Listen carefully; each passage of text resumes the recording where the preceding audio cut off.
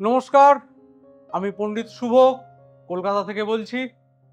আমাকে শিলিগুড়ি, মেদিনীপুর, বর্ধমানে সব জায়গায় পেয়ে যাবেন। যাই হোক, আজকে একটা খুব ভাইটাল কথা নিয়ে আলোচনা করব। কোন কোন রাশির ওপর সবচেয়ে ডিস্টারবেন্স এখন আসছে সামনের কয়েক মাস? ভীষণভাবে সতর্ক থাকতে হবে। শুধু শুনে বাড়িতে বসে থাকলে হবে না। যদি শুনে বাড়িতে বসে থাকেন তাহলে ভাবের ঘরে আপনিই চুরি করছেন। কারণ ঘটনা যখন ঘটবে তখন আপনার মনে হবে কই শুনে তো ছিলাম, কিছু তো করিনি। সবচেয়ে নেগেটিভ সময় যাবে মীন রাশি।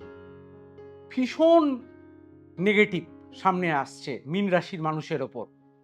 শারীরিকভাবে ভীষণ সমস্যা, আর্থিক ক্ষতি, রাস্তাঘাটে বিপদের সমস্যা, যাদের অ্যাক্সিডেন্ট হওয়ার একটা প্রবণতা আছে সেই জিনিসটা আরও বেড়ে যাবে।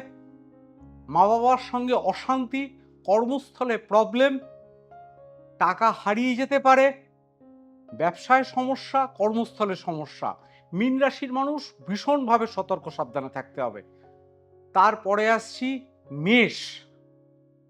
মেষের মানুষ আপনাদেরও কিন্তু খুব নেগেটিভ সময় সামনে। কারণ আপনাদের তো এখন 3টে রাশির ওপর শনির 7.5 চলছে।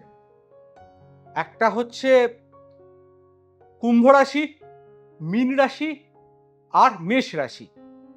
তা মেষ রাশির মানুষ বর্তমানে যেহেতু গতকাল রোববার শনি মহারাজ বক্রী হওয়ার জন্য ভীষণভাবে কিন্তু নেগেটিভ এফেক্ট আপনাদের উপর আসছে।